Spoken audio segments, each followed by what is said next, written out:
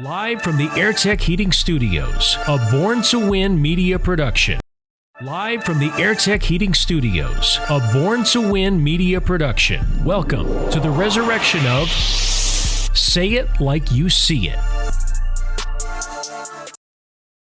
Maybe not from the AirTech Heating Studios today, but we are live from my kitchen here on Say It Like You See It. My name is Trace the Moose Moustakis, and this is another Tuesday edition, a much more fun and relaxed version of Say It Like You See It. Joining me, as always, my partner in crime, Mr. Quinn Mighty Q Redmond himself. Quinn, it's great to see you, man. Great to be with you on a Tuesday. Got a lot of stuff to cover today, including one of my favorite topics surrounding the NFL, which is our top 10 quarterbacks heading into the 2023-2024 season. How are you today? Hey, I'm doing great. It's a Tuesday. Had a good lift, had a good workout this morning. You know how I be enjoying my workouts. I'm coming up on I'm inside of 2 weeks from pro game. So it's kind of the last finalized, get things shaped up, ready to go. But this week's pretty intense, push it pretty hard this week, and then kind of scale back down next week as I get and ready to play in essentially my season kickoff. Whereas, you know, the NFL is wrapping up next weekend. I'm going to be kicking off or this weekend. So very nice. I'm sure you're wondering, as a lot of people might be, my location today. Got the booth a little bit rented out later today.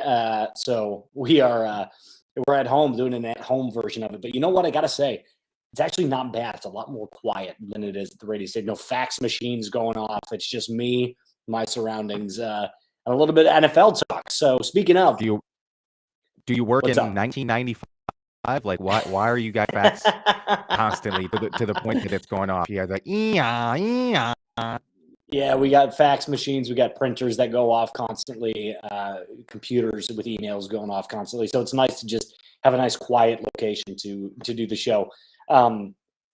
Getting into our first topic is something that I kind of teased a little bit on Friday. Our top 10 quarterbacks heading into the 2023-2024 season. And it comes at a better time now. Tom Brady retiring last week. So now that takes one of the quarterbacks on the list off. And I think we can both agree Tom was still playing at about that 7 to 10 level. And for most people, you know, if they didn't have him in the top 10, they had him right outside the top 10. So things look a little bit different now with some quarterback pieces being moved around. But nonetheless, we do have our list of our top 10 QBs in the league. Number 10, obviously, being, you know, the least good out of all of them, and number 1 being the best QB in the league. So let's start with my list. Number 10, I got Aaron Rodgers coming in, and who knows where he's going to be playing next year. Number 9, I believe I have Derek Carr. Again, someone who was like right in that area, you know, kind of. I could have put Dak there. I could, you know, I had to move some pieces around, but I thought ultimately Derek Carr. We'll get into some more breakdowns of this in a second. Number 8, Jalen Hurts, with the season that he's having. He's really pushed himself into the top 10. Again, more on him coming up later.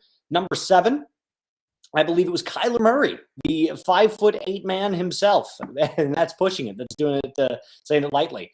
Then coming in at number 6, I have Lamar Action Jackson. On his, you know, where is he going to land? Is he going to stay in Baltimore? Does he move? Where does his contract stuff go on?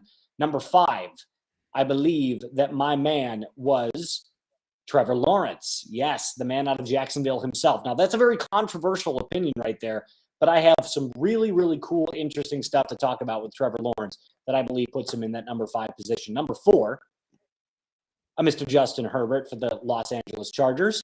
Number 3, Josh Allen for the Buffalo Bills. Number 2, Smokin' Joe Burrow. And number 1, the best quarterback in the league, Mr. Patty Mahomes. All right, so before we get into our breakdowns of our top 10, let's see yours.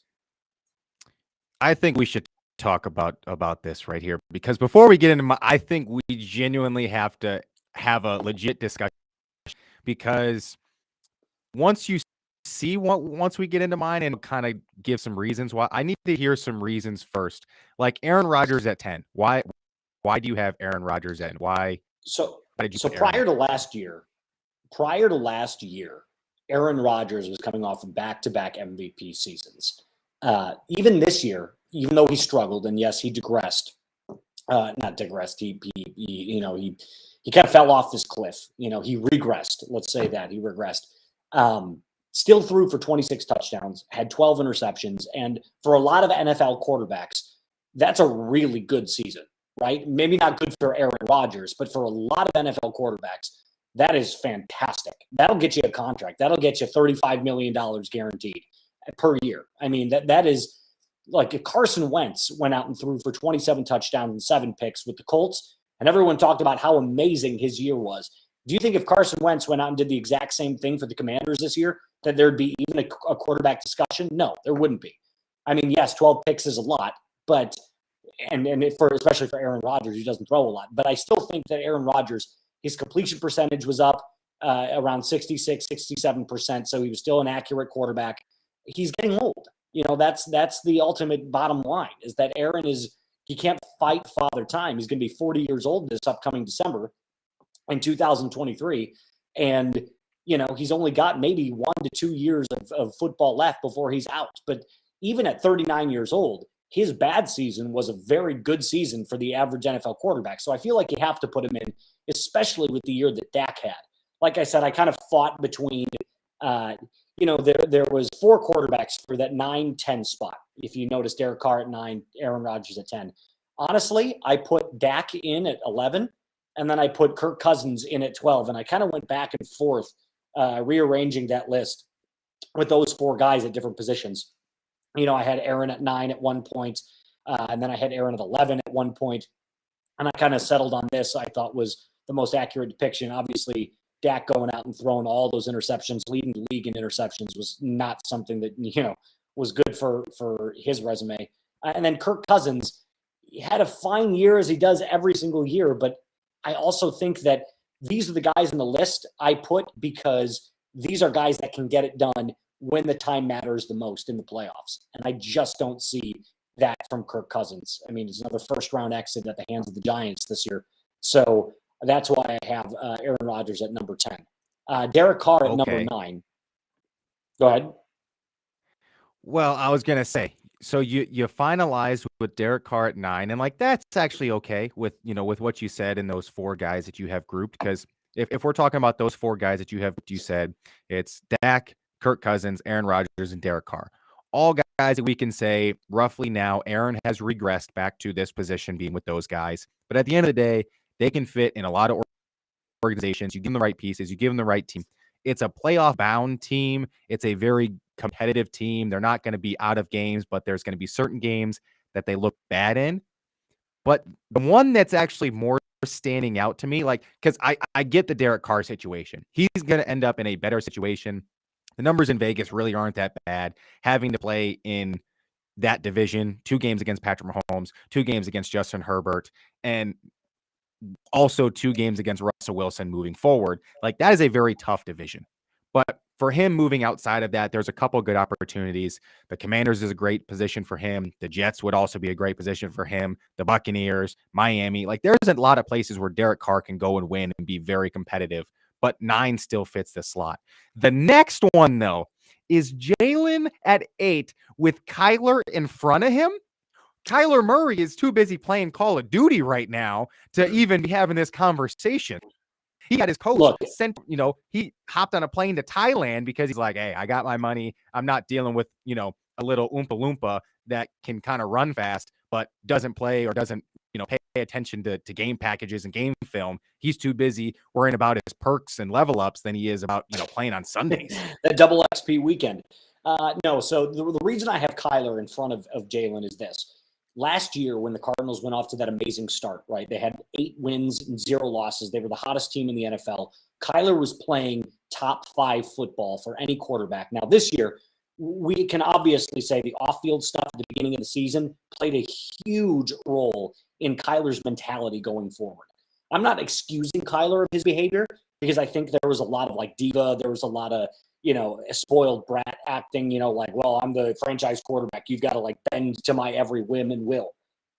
But I will say this, Cliff Kingsbury and the Cardinals owner, I forget his name at the top of my head, they didn't do him any favors. it was clear that when that story got leaked out, they were trying to make Kyler look bad. Colin Cowherd says it all the time. Stories get out because someone wants them out. If Arizona didn't want that leaked, they wouldn't have let it get out. But obviously, it got into the hands of somebody who reported that to the media. They wanted to make Kyler look bad. And that just causes a ton of tension. So wherever that position goes, whoever ends up being the coach in Arizona has to be a grown-up, someone that can say, look, you're incredibly talented. You throw one of the prettiest footballs that the NFL has ever seen. And his spiral and his motion, it's short, it's compact, no pun intended. It's short, it's compact. He throws a nice deep ball where he's got a nice arm. It's not great, but it's definitely a top 10 arm. He's mobile, he's fast. He does a lot of things really, really well. And the pieces around him have been good. I think it was just the chaos surrounding the offseason that really took Kyler out of this season. And I think that's why you were looking at it like, okay, Kyler had a horrible season. He's regressing as well. No, I just think Kyler gave up on the season because he hates his coach and he hated what the owner did to him. And he just kind of said, screw it. I'm not gonna be the guy this year. So if you want to get it done, if you think you can get it done with somebody else or with me at trying at 60, 70%, which may not be the right thing to do, but he did it. And look, Arizona suffered. So, but when we've seen Kyler dialed in, Kyler is he deserves that number 7 spot. I still think Kyler is much to blame in that situation. The issue being the fact that it stems from his actions and his not committedness to the team. Playing Call of Duty during the season and that being your calling card and you care about that more than knowing the game sheet going into an NFL weekend. There is a stat that shows the double XP weekends, and he has worse playing games in those weekends because he cares more about gaming and staying up late playing Xbox than he does about playing football. And I think that going forward is only going to get worse. Also, can we not talk about the fact that he also is really, really small? Him not playing and being quote unquote injured. Yes, he's also injured. It also comes with his size. There's a reason quarterbacks aren't his size in the league. Baker Mayfield's undersized. Brock Purdy is undersized, and that's why he fell to the point that he did in the draft. You have a lot of guys that are very undersized in the NFL, and they all try to get compared to Drew Brees. Well, guess what? When you're not Drew Brees and you're not in a perfect system and having Sean Payton to build and work around you for those years, you're not a quarterback statistically. And so Kyler Murray's size is a very big thing. Linemen are not small, and wearing cleats and shoulder pads and helmets, it is again a big issue for him because the majority of his throws still come outside the hashes towards the numbers. Everything that he throws is outside of the tackle box. It is in vision outside of the tackles. We cannot see. I've said this for years, and it's now why we're starting to see numbers that do regress because, one, he's not as committed, and two, he's small. There's a reason that he doesn't complete that many passes, and actually, I think is a detriment to that Cardinals team and will be the detriment to a lot of teams that he's on because at the end of the day, he is athletic, can make plays, he will win games, but he's not going to win a Super Bowl. He's not going to take a team that even is really, really talented and drive them to win a Super Bowl. He is the reason that they will have problems on offense because he is the reason they can't get it done. We saw him get schemed around and made it work at OU, and he put up a bunch of numbers and he won a Heisman. But the minute he had to play a real team, you saw how quick it ended. But and all of the things that you're saying, based off of this season, I completely understand. But you can see it in the same other reasons too. But Kyler also plays this very, very modern version of NFL quarterback. But let's be real. One of the things that you mentioned was the game is played outside of the tackle box. Everything is outside of the hashes. It's scrambling outside of the pocket, making throws outside of the pocket into the flat. Well, that's exactly how today's NFL is played. And that's how college football is trending. That's how the NFL is trending. Look at even guys like Daniel Jones, who are not nearly as quick as Kyler Murray, maybe not nearly as, within a 20-yard limit as fast as Kyler Murray. they still play outside of the pocket. Everything is shifting. Lots of RPOs, lots of, read options that guys can play into. So Kyler fits perfectly into today's style of NFL quarterback. It's no longer a game like you were saying. Yes, he needs to be more committed. I completely agree with you. He needs to put down the gaming controller, put down the Xbox controller or the PS5 controller, get into the practice room, watch some game film, and try to win a Super Bowl. But when it comes to pure raw talents to play modern style NFL, you know who he reminds me of? And we like to do this thing where we compare them to NBA players. He's a very, very similar player, in my opinion, to what James Harden is in the modern NBA. In any other you can't era, give him that much credit. In any other era, it wouldn't work nearly as well because there's rule changes. You get hit a lot more. But in today's NFL and in today's NBA, James Harden fits perfectly into the style that he plays. Same with Kyler Murray. Okay. Harden, really outside of being a sixth man in OKC, when did they give a good shot at the title? Because they lost to the Warriors because of not being committed. And Kyler Murray, has he made the playoffs? Has Kyler Murray even made the playoffs since being in the NFL? Has he made the playoffs? Yes, they made it last year. And they got bounced immediately in a game that they looked atrocious in. But James Harden's, that's the biggest criticism about James Harden too, is that he can't get it done in the playoffs. He's a great regular season player. So Kyler Murray is a great regular season quarterback. Okay. Do you want a great regular season quarterback, or do you want a guy that is a top 10 quarterback that is going to win full games and give you a chance to win you a Super Bowl? Let me ask you, every single player on this list, with exception of Kyler Murray, has a chance as either won, has brought their team to one, or will bring their team to Super Bowl in the next 3 to 5 years. I don't think Kyler Murray ever will. Let me ask you this question. Here's what's going to determine where he falls on this list. Look at the list that is up in the left-hand corner. Tell me right now, out of this list, how many teams would not take a call about Kyler Murray? Honestly. Not a single one of these teams that are on this list should ever call about Kyler Murray. I'm not talking about him. I'm not. You're saying okay. So outside of these nine guys. Well, I'll just expand on it. The Chiefs wouldn't, the Bengals wouldn't, the Bills wouldn't, the Chargers wouldn't, the Jags wouldn't, and I don't think the Ravens would either. Neither the Eagles. No, because they would play with Tyler Huntley than they would Kyler Murray. That's why Kyler Murray is irrelevant. Tyler Huntley is the same caliber. If Arizona got on the phone right now with Vegas and they said, we're shopping Kyler Murray, are you interested? I absolutely think the Raiders are interested. Not saying they would do it, because I think they have their sights set on Aaron Rodgers, but they would absolutely say, let's have that conversation. Maybe. Without question. I don't see it. I don't see Josh McDaniels wanting to deal with that. A player who's not committed. I don't see that.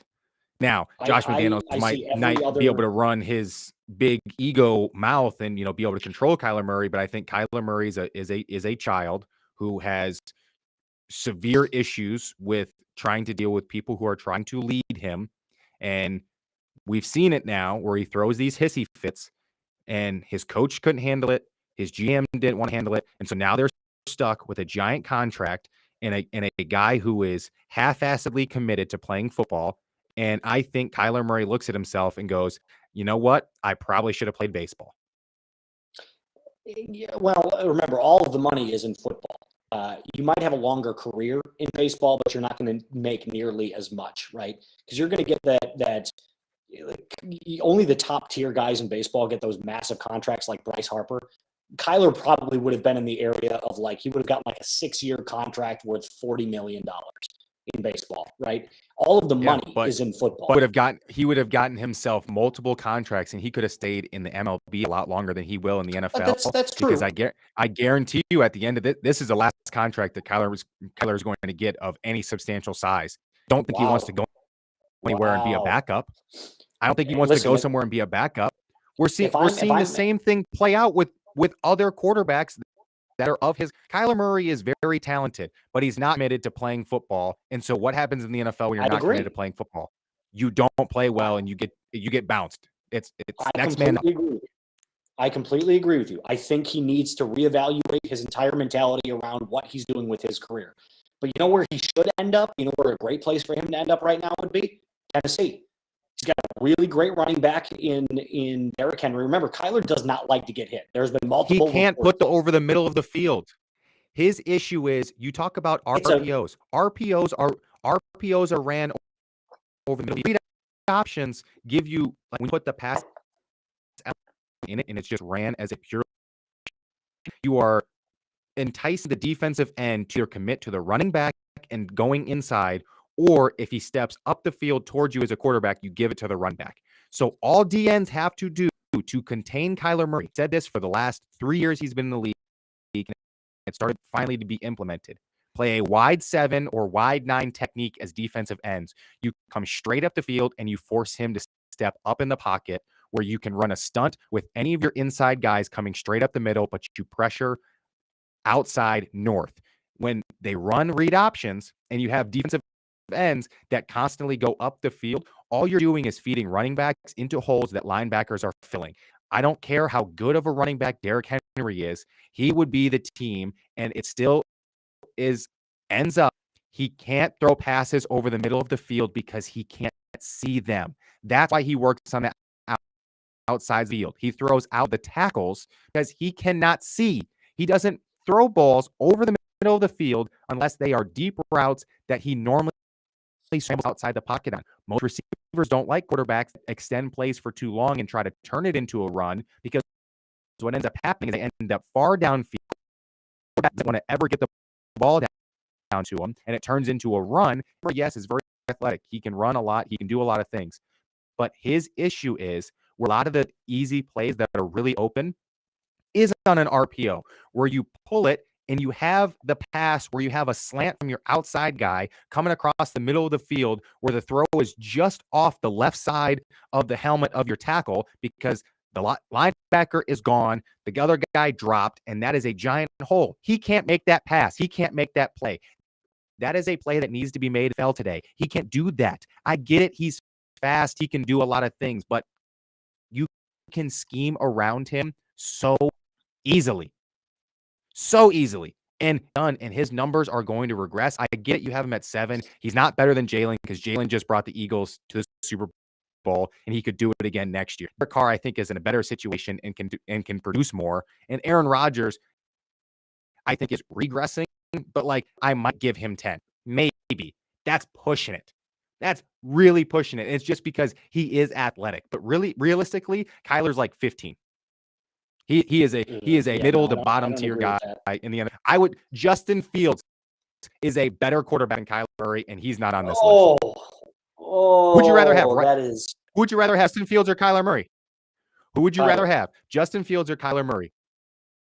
Kyler. You would rather have Kyler Murray over Justin? I'd rather have Kyler Murray, right? If you had me choose right now, and if there was no loyalty involved in this decision-making process, if they said, look, if you told me what their careers were going to look like, if you gave me their numbers, right?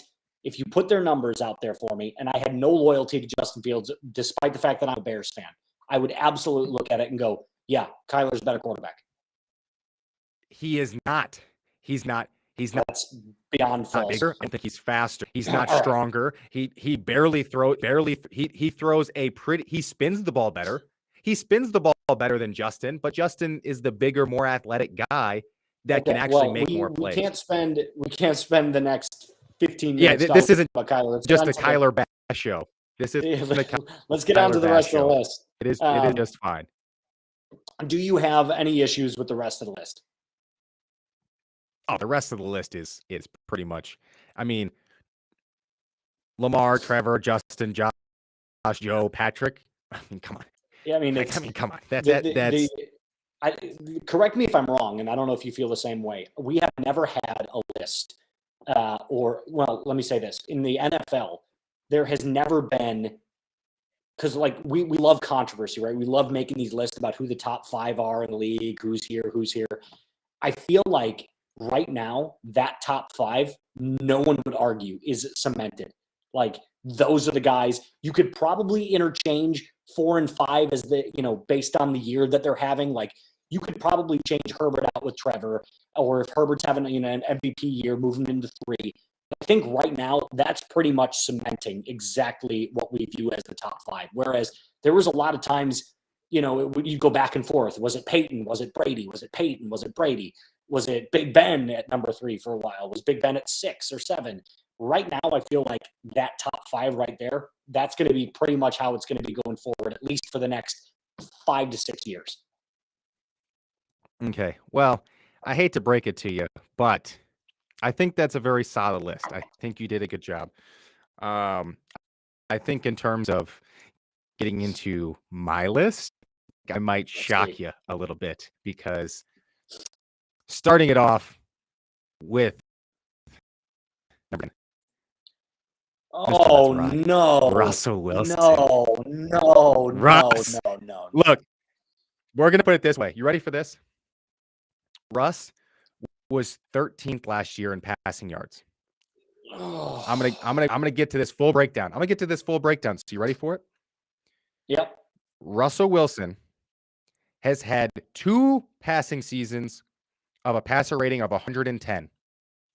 His lowest before this season was 92. He's had 7 seasons that his passer rating was above 100. He's had 7 above 100. His 2 lows were 95 and 92. Like, we just then suddenly expect, because one year he hates his head coach, they have no dynamics, they don't make anything work, and it's just a complete debacle, and it doesn't work because the coach is literally over his skis and doesn't know what he's doing. Putting a competent coach in Sean, correct, going into next year with the coach that he has, you understand how I don't think you understand how good of a coach Sean Payton is. Like, where do you put Sean Payton in terms of like being a good coach? Most of the time, the Saints teams, like, yes, they had good players on them, but they were not really like all-time league teams. Like, maybe the Saints would have like the 6th, 7th, 8th best team in the league, and for some reason they were, making these deep playoff runs. Like, Sean Payton knows how to coach. Like, it's not debated. Why are we having this argument on if Sean Payton can coach or not? Everyone was saying Sean Payton is the best available coach out there. He's the one coach. He's taking his year off. Who's going to get Sean Payton? We've talked about Sean Payton nonstop, and now what you're telling me is he's in Denver. I don't know. So what you're telling me is who's the better coach, Sean Payton or Pete Carroll? Sean Payton. It's not close. So what did we see with Pete Carroll and Russell Wilson? So what you're telling me is that you believe that under Sean Payton next year, Russell Wilson can go out and win an MVP. I'm not saying MVP, but I think he can easily get to top 10 in the NFL. I think any one of the top 10 guys that I put in there could win MVP. He was okay. Well, if you're now making the argument on MVP, let's say Russ goes out and he goes back to what, he statistically his average, and let's say he goes 103 passer rating, throws for 30 touchdowns and like 12 or 13 picks, which is actually quite feasible, which in one of his last 3 seasons he threw 40 touchdowns. Season. Okay, because we also have to acknowledge, even on your list, outside of those first 4 to 5 guys, none of them have a chance at winning MVP, because it's either going to Patrick Mahomes or Joe Burrow. And then that list then gets very short behind that, because really outside of like the first 2, it's going to be like, you have to really play at an extremely high level. But what I'm saying is Jalen Hurts might win it this year. He was at 8. Okay, but you're saying going forward, that Eagles team was also fantastic, and Jalen Hurts is playing in a Super Bowl. Let's not forget Jalen Hurts is playing in a Super Bowl. Russell Wilson has played in 2 Super Bowls. Has played in 2 Super Bowls. He has a Super Bowl ring. Let's not knock him. The fact that he is a Super Bowl winner. He hasn't gotten a single MVP vote because he doesn't have the correct storyline. It's not a career list. He had one off season because he had an idiot at head coach that had no clue what he was doing. It was completely dysfunctional. Their entire organization was a mess last year. And you're bringing in a competent coach that has won a Super Bowl and gone to multiple and coached a top 10, top 15 greatest quarterback of all time who wouldn't ever be on that list if not for the coach. Here's what I'm telling you. With a established track record, is going to fix Russell Wilson and make him run an organized fashion. Sean Payton knows what he's doing. He's won a Super Bowl for a reason. Not many coaches right now actively in this league have won a Super Bowl. He has. Let's not doubt the fact that he is an exceptional coach, and anywhere he goes, anyone's like, oh, they're a Super Bowl contending team. Yes, because he is the coach. Brian Daboll made Daniel Jones a playoff quarterback this year and brought them to the playoffs. And we're having an argument whether Russell Wilson, a Super Bowl winning quarterback with historically passer rating well over 100 yards, is capable of playing at that level. Statistically, he's played 9 seasons and he's had one bad season. He's literally had one bad season. Russell Wilson gives me great production in 85% of his career. There was about a 5% stretch in there where we were kind of like, ugh, what's Russ doing? But he always ended up winning games. Pete Carroll, you just told me, isn't as good of a coach as Sean Payton. So he's now getting an offensive, fantastic coach to come in. They are going to have a great connection and a truly established grown-up in the room that knows what he's doing, that they're going to have it pieced up. I will make a bet with you right now that the Broncos win at least 9 games next year, and Russ's passer rating is over 92. No. Well, yes, I bet you it's over 92. Okay. So his passer rating's over 92. So I guarantee you, the list that I gave you, all 10 of those guys have the ability to win an MVP. False. Derek Carr does not. Yeah, Derek Carr, Kyler Murray does not. Aaron Rodgers. Aaron Rodgers only does. Aaron Rodgers only does. Aaron Rodgers only does because of a storyline. Aaron Rodgers, if he has a great year next year, because he's already won them, would be the only reason why they'd be like, oh, we could give it to Aaron Rodgers if he has good enough stats. Russell Wilson can literally go out and win a Super Bowl next year, and people would be like, I don't think we can give him MVP. Like, let's not knock the fact of, we are literally talked about Sean Payton as a fantastic coach. And because he's playing with Russell Wilson, who's been a statistically very, very good top 10 quarterback his entire career, suddenly has 1 year and everyone's like, nope, send him by the wayside. He's terrible. He's trash. It's like, what I show you statistically over his season, I'm making the bet where it's like, I've seen a lot of him being really, really solid and a good quarterback, and yet he has one bad season because he's dealing with literal incompetence. And then people are like, nope, it's definitely on Russell Wilson. Like, let's not the fact that he's a terrible coach. Number 9. Go on to your 9. Oh, gosh, Jesus. Kirk Thuggins.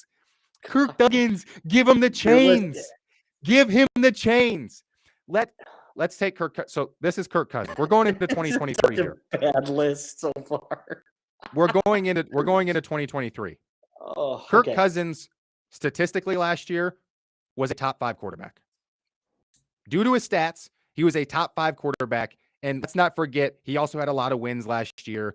Did have the Vikings as second seed. They did lose. I'm not about to make an argument that's not the fact that they didn't lose the game. But you also can't tell me that Kirk Cousins is the pure prime reason for the reason they lost that game. Their defense was atrocious last year. I'm talking about the fact that Kirk Cousins, correct, because Kirk Cousins led the Vikings to a playoff appearance this year and was a top 5 statistical quarterback all year. Kyler Murray was too worried about playing Call of Duty. He was too worried about playing Call of Duty. Was Kyler Murray playing in the playoffs last year? Because he wasn't. Kyler Murray was sitting at home playing Call of Duty while Kirk Cousins was playing on a Sunday that Kyler Murray had no game scheduled. And he got his ass kicked by the Giants and Daniel Jones. It's not fully his fault. They were competitive in that game. If that Vikings defense is better, the Vikings definitely have a better chance of winning that game. The Vikings defense played like absolute trash that game. You can't really give that fully to Kirk. Kirk is basically Dak Prescott. He was statistically 4th last year. Statistically 4th, which is why he's at 9. You just told me that he's in your list of 9 to 12. I'm putting him at 9 because I think going forward next year, Kirk just showed me he had one of his best years last year. He's actually on the uprise. He's finally figuring something out. He had a better offensive coach and a better scheme this past season. We see how crucial to have an important coach that knows what he's doing on the offensive side of the ball. They got rid of Zimmerman. They got an offensive coach that knows what he's doing, and they're able to move the ball efficiently. Kirk was a great quarterback last year. He didn't make great plays, but Kirk doesn't make bad plays. Kirk is a 9 guy in the league. He's a guy that's going to get you the playoffs. He's going to fight for a chance. He could have a great statistical year. He was top 5 in the league last year as a quarterback. So I think going forward, he has a real chance to regress a little bit. But if he finishes 9th this year as a quarterback, no one's going to be like, It's going to be like, okay, they went 10-7. They came back, a little bit. He threw a couple extra picks, not as many touchdowns. He's still going to have a solid year. That's at 9. But at 8, who do you? Oh no, God, Quinn. Good Geno. Lord, Big Geno. Geno You're Smith, forgetting to Trace. Here's my problem. Here's my problem. You don't understand. Here's the big issue. And this is with a lot of people on ESPN who don't play football, never played football, never understand it. Pete Carroll is a fantastic coach, which is the reason why Geno Smith is productive. Geno Smith is now an adult and grown up in the room that's seasoned across the league. I'm not saying that Geno Smith is going to be fantastic, but you know what? Geno Smith playing with one of the youngest teams in the league last year with 6 starting rookies made it to the playoffs. So next year, when they have those rookies who are now a little bit more seasoned, they get one other piece to come in, they can be just fine. As an 8 guy, again, Geno was ranked higher than 8 this year as a quarterback. If we're talking about this past season, he did just enough statistically as a quarterback to get himself inside the top 10. I think he's going to improve next year because Carroll is a great coach. He's going to continue to advance him on as a coach. They are grown-ups in the room, and the rookies that he played with this year will progress alongside him, and that will make it better for him this year. Yes, I trust Geno Smith more than I do Kyler Murray. He's a grown-up. Do you trust Geno Smith more than you trust Jalen Hurts? No, because Jalen Hurts is at 7. He's playing in a Super Bowl. My issue with Jalen is on that cusp where it's like, he's not better than Burrow. He's not really better than he's on that last, if he wins, that changes this 7 number. He might go to 6, might 5, depending on how well he plays this coming Sunday will depend if he stays at 7. But I think he's a solid player. We've seen his progression. He's going to continue to progress. My only knock right now Hurts is if he does go out there and play really, really well and the Eagles do actually win this game, there is a very strong chance that there's about 4 or 5 guys that are on an Eagles team that will probably retire. Correct. And that is the one piece where I'm like, yeah, that next forward thing, I'm like, he's going to be good, but he's not going to be great, which is why I have him at 7. If they lose and those guys stay, I think there is a strong chance that they can go, hey, let's just try to run this back. What do we think? But I think he's right on that cusp because you got Action Jackson, Lamar at 6. So we both have 6. Love Jalen. Lamar at 6. Yep. I love Jalen's solid. He's a good quarterback. I would take him on a lot of teams in the league right now. The same goes for Lamar. Lamar can fit into a lot of different schemes. I think really the thing for him is he's kind of fallen into that, because he has a lot of the issues that Justin Fields is dealing with Bears with the same type of organization and the way that the Ravens are treating it. They're a grown-up organization. They don't bend to anybody. It's we are the brand. We don't care that you're a quarterback. We don't care you've won MVP. We don't care that you're a lifelong winner for us and make us look really good. It's we're bigger than you. And it's I think Lamar is good enough, but the right coaches, the right weapons, Lamar is talented. Now we get into 5. I put Josh Allen at 5 based off of, I think he's in the wrong direction right now with movement. I think his head coach and his issues at the end of the season. I think if he doesn't clean some stuff up moving into next year, I think there's a chance he's just going to stay 5. I've got Jay Herb at 4. Hey, I think new coordinator. Kellen Moore's coming in. He's an offensive mind. He likes to play these fun games. Quarterback himself. He knows what he's doing. Herbert's going to have a great year next year. Yeah, without question. The Prince, baby. T-Law is at 3, and this is mine for next year. It's a little high. These are my two picks. These are my two pick. Well, it's favorites to actually make it to the Super Bowl from the AFC next year, because the Chiefs automatically, like, if Patty's healthy, like, he's going to get them probably to the AFC Championship game. If the Bills figure out their offense, like, if they can get, I just forgot his name from Bijan Robinson. If they can get Bijan, that would solve so many of their offensive issues. And I think the Bills have a chance to win the Super Bowl next year. Like, I think next year is their year if they get Bijan. If they draft him, I'm literally going to place a bet in Vegas with the Bills winning future. Like, that's how confident I am. Trevor Lawrence, on the other hand, they're only going to get better. Trevor Lawrence, he has a real chance in the next 3 years if he achieves at the rate of, second year in the league, first year with the real head coach and a real grown up in the room. They make it to the playoffs. They not only make it, they win a playoff game. He has his terrible playoff experience to get the initial jitters out of, like, hey, I threw 4 picks, I played like trash, I did whatever. So now, like, he has some of that under his belt. I think he's going to come in really, really confident next year. Can I push back a little bit before you get into 2-1? That's fine. On Trevor.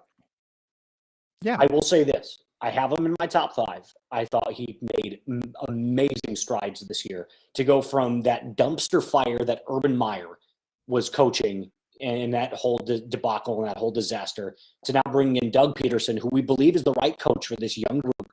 They're going to listen to him. He's got that power back. He feels good. I loved what Trevor did this year. Can we please acknowledge that division was dumpster fire? It was dog water. That actually played it. That's part of my reason he's at 3. But this is why I have him at 5. You play the Houston Texans twice, who, according to Pro Football Focus, had the worst roster in the entire league. We're assuming they're going to go out and get a quarterback. We're going to touch on it later. They're going to be better. The Colts, even with Andrew Luck retiring, have not been this bad in a long time. Not since the year before they drafted him. So the Colts, again, historically, like, weirdly bad this season. They're going to get better because they're going to most likely draft a quarterback. And obviously, the Titans, still with King Henry, they're always around that 9-7, 9-8, 10-7 range. They're good, but this year also took a step back because Ryan Tannehill has kind of fallen off. He's getting old. He's no longer the answer. They had some injury concerns. So I feel like, yes, we saw a lot of great things from Trevor Lawrence, but everything, including how the Jaguars finished the season, fell perfectly into their lap. Can we acknowledge that he's not quite top 3 yet? I think he's in that top 5. No, but I don't think he's better than I don't think he's better than Justin Herbert yet.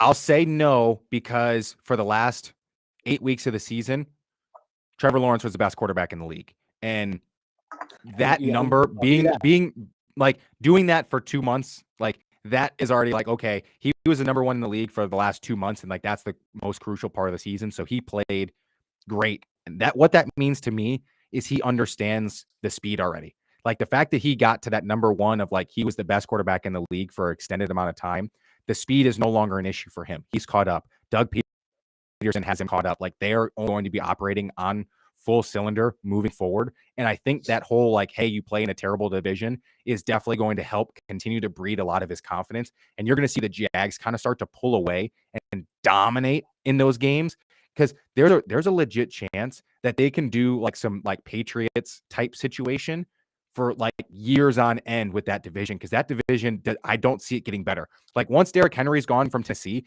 they really have nobody. Well, it's going to get better. The Colts are super disorganized. Who knows? They might bring back Jeff Saturday to coach. And then the Texans, they're at least 3 years away from being relevant. But hear me out. It's not like these teams, other than the Titans in that division, they can't get worse. Like, unless the Colts bring back, they can stay bad though. They can stay bad though. but they're not going to get worse. So I don't think that they might not get worse, but they might not get better. But I do think that give the Houston Texans a little bit more credit. I thought that DeMeco Ryan hiring was wonderful. I think that DeMeco Ryan. You're right. I mean, I think they should be. He knows exactly what he's doing, especially on the defensive side of the ball. And Houston was competitive in a lot of games. They may not have had a great defense, but actually, believe it or not, their pass defense was pretty good.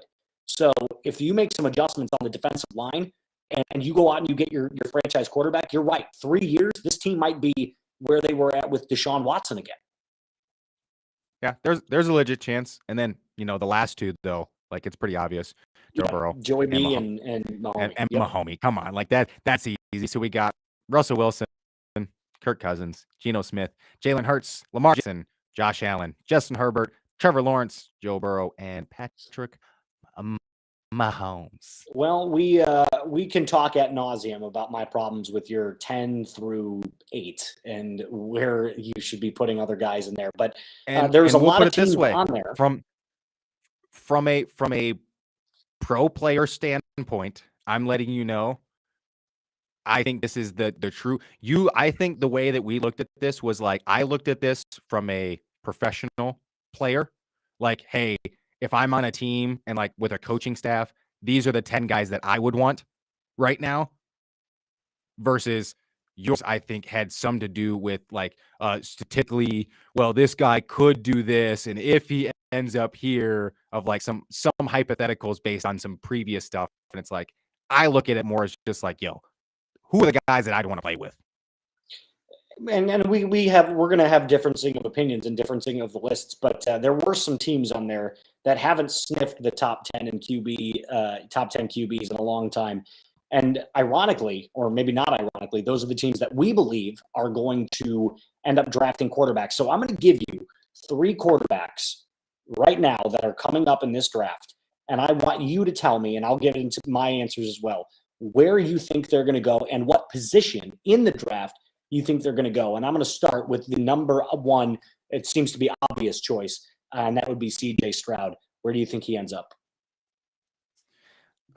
In terms of the C.J. Stroud issue, I mean, I think this quarterback class is good, but it's shaping up to where it's looking a lot like the Kyler Murray type situation did a couple years ago.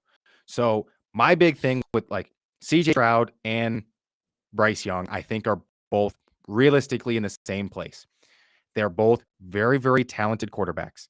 They are very good athletes. They are very good players. You can see them spin the ball. They're athletic. They've got the arm strength. They've got a lot of intangibles that make them good quarterbacks. A very big thing for them, as we continue to see it in the NFL year after year, the best quarterbacks do not go to the biggest schools. What we're seeing with Justin Fields, I think, has to do with the fact of all 11 guys from Ohio State were the best players on the field, both offensively and defensively, 10 or 11 weeks out of the season when he played. The same goes for Alabama, with the exception of maybe Alabama, it's 9 games rather than 10, but like they only play 10 conference games, or they play 8 conference games. Like for them, they're still like, okay, like you're the best players on the field almost the entire season. So the Tua thing, the Kyler, the Bake, like when you play with these giant schools that have like all this talent around you that is clearly better than what you're playing against, you can fall into this problem where the speed of the game, you never really get a chance to get accustomed to it.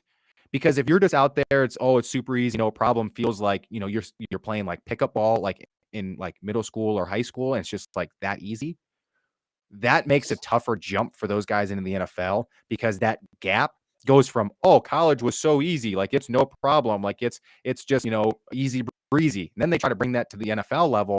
And it's like, and then you see it not work out. That's why you see a lot of guys that don't come from these giant programs that end up being great quarterbacks. Like, do we think? Yes, he played. Justin Herbert played at Oregon. Trevor Lawrence, yes, did play in Clemson, but like, okay, Clemson's in the ACC. They are the best guys, but we've seen Trevor Lawrence be the number one guy since he was like 9 years old. Like there just be little differences. Mahomes went to Texas Tech. Like Lamar, Louisville. It's like that. Like you see the best guys come from these lower colleges because they play with lesser talent. So when they get that equal talent around them in the NFL, it makes it so easy for them. So CJ Stroud or Bryce Young, I think both of them will end up being solid players. I think both of them are athletic enough that they can kind of turn into, I think, the better versions, like the top tier versions of Geno Smith. I think they can be, statistically anywhere from 85 to 95 passer rating, roughly 60 to 65% completion. They'll rush for a couple touchdowns. They'll make some teams competitive. They might make it to playoffs a couple years, but I don't think they're going to like completely transform some team or make them any drastically better, because the teams they're going to go to are going to be bad teams. Like if Bryce Young goes to the Texans, which we all think that's probably where he's going to end up, then that's going to be a really tough spot for him. I mean, having to deal with very bad players, like you said, just the worst graded roster in the league. You're going from one of the best, if not the best, at least top 3 rosters in college, to then go to the worst in what you're playing. Like, I think both him and CJ are going to struggle. I think there's going to be a move made. I think the Bears will make a move. I think it's not going to be a good move. And I think the Bears might actually mess it up because of this issue. You can get Bryce or CJ. I don't care. Like if I'm the Texans, I don't care who the Bears move with. If the Bears make a trade, if I'm the Texans, I do not pick up the phones from the Bears. I don't care. I don't want the number 1 pick. I'm not giving you anything for it. Like I'm not about to try to leverage to make sure that I get Bryce or CJ. They're not transformational talents. And I think whoever the Bears trade with, because I think someone's going to get antsy, and it's going to be, a team that's back at 9, 10, 11, 12, that's going to get kind of like, I think we should, really try to do something. And then it's like they make this giant splash and, the Bears are able to somehow reel it in. But then I think the Texans don't do anything. They take whoever doesn't get picked at number 1. And I think there's a chance that these guys go 1 and 2, and they then end up not really doing much after that because they're both going to end up on bad franchises. Well, so I think what's going to end up happening is that the Carolina Panthers are so desperate to be relevant again. I think they're going to try and move up and get CJ Stroud. And I say that because remember the hype around Cam Newton when he was drafted. He was. We're talking about. There still is hype in Carolina about Cam. Exactly my point. That's my point. Like it was unbelievable. And I'm not saying that CJ Stroud is Cam Newton. In fact, I've drawn a lot of comparisons, and what I believe his career is going to end up looking like is a lot like Tyrod Taylor. I mean, here's a guy that he has a little bit of mobility. He's got a little bit of arm strength. He's got a little bit of accuracy. He's one of those guys, like if you put enough pieces around him, Tyrod Taylor could get the job done. There was always 1 or 2 games during the NFL season. You'd look and you go, oh, Tyrod had 330 yards and 3 touchdowns today. Like, damn, that's a pretty good game. And the next 3 games, you go out and you're like, okay, there's 182 yards, 1 touchdown, 1 pick, 58% completion percentage. I've watched a lot of CJ Stroud play. And that's because, playing in the Big Ten, he plays a lot of the teams that a lot of people that I'm friends with follow, Northwestern, Indiana, Illinois. But the big games that he played in, right, against the teams with the most NFL talent, Michigan, right, they got slaughtered against Michigan this year. It wasn't even close. When they play, teams like Michigan State, even though they've had rougher years, in recent history, there's always 1 or 2 really great players or great runs from Michigan State against all of the great teams, even Notre Dame this year, who we all can agree had a really rough college football season. CJ Stroud didn't play that great against Notre Dame, and Notre Dame's defense does not have a ton of NFL talent on it. So I don't think CJ Stroud is nearly as good as everyone makes him out to be. When you play against Northwestern and Indiana and Purdue and Rutgers, and Iowa, who is awful this year as well, you're going to get a lot of easy wins and a lot of pat statting. or stat padding, I should say, Pat Stenning. So I'm not super sold on CJ Stroud. I think he's a lot like Tyrod Taylor. I think, though, Carolina, like I said, desperate enough to go grab a quarterback, they're going to end up drafting him. And then I think you're right. I think number 2, the Texans, again, they're going to say, well, this is what I like to call the peer pressure pick. And it's funny because I don't think Houston secretly, I don't think they're sold on him either. I think they want Caleb Williams. I think they're looking forward to next year's draft when you've got 2 certified guys that everyone believes are transformative Trevor Lawrence-like talents that are coming into the league with Drake May and in Caleb Williams. And I think what Houston's looking around going is like, oh, we don't want another year of sucking because the fan base is going to hate us. So we're probably going to have to take a quarterback. And they're going to end up drafting Bryce Young. And they're not going to be as into it as we thought they would. This is the Josh Rosen and Kyler Murray situation that was unfolding in Arizona. Like Sam Darnold got taken, Baker Mayfield got taken. So everyone went out and they were like, well, I mean, there's Josh Rosen. We can go get Josh Rosen. So Josh Allen was already taken at that point. So Rosen came out and they were like, well, I guess we could take him. Hey, come on, let's play. And the next year they were like, all right, we're going to go out and draft Kyler. I think that's exactly what situation you're kind of finding yourself with Bryce Young. The one guy I think you should keep your eye on, and I don't think he's quite there yet. I think he needs a year or 2 to develop. Will Levis is built like Andrew Luck. He's big. He's strong. He played in a pro-style offense at Kentucky, so he's very familiar with the NFL game. Schematically speaking, maybe not the speed yet or the physicality, but schematically speaking, Will Levis is going to be a plug-and-play quarterback when he's ready to go. Like, he's going to be one of those guys, when he has the opportunity to start, it's going to be like, he's got it. He doesn't have to learn any new schemes. The coach is going to know exactly how to coach him. I don't think he's quite ready yet because he played in the SEC against a lot of these Alabamas, Auburns, and Ole Miss that have great programs, LSU's, and he struggled because the players around him weren't that good. So I think when you draft him as high as he's going to go, which I believe is going to end up being drafted by the Colts, I think they love him. I think they are drawing all these comparisons to Andrew Luck.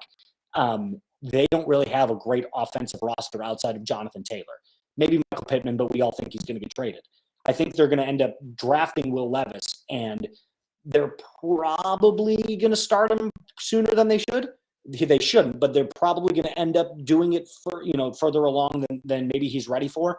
And I think you're going to see him struggle for the first half, of the first season, maybe the first entire season. But that year 2, year 3, I think Will Levis is easily the top quarterback prospect in this entire draft. Yeah, but you had said it in there. It's more the fact that he comes from, 1, the pro style offense, and then 2, playing with those guys that aren't as good as he is, but he's elevating them to a level. Like, that's my big reason for why Brock Purdy. Why I was like, yes, Brock Purdy can play because that dude took a team to a championship game in a conference that Iowa State is not the most talented in. Texas has way more talent. Oklahoma has more talent. Oklahoma State has more talent. Even Kansas State most of the time has more talent. Taking that team there was a success. That's on him. Like you said, I think the 3 guys that I've seen play in college that I think are going to make a very big impact in the NFL in the next 5 to 7 years: Will Levis, Hendon Hooker, and Bo Nix. Those 3 guys are going to make a very big impact in the NFL. And the reason why I say on the Bo Nix situation, Bo Nix is a very good quarterback. Watching him play in Oregon, year 5 now,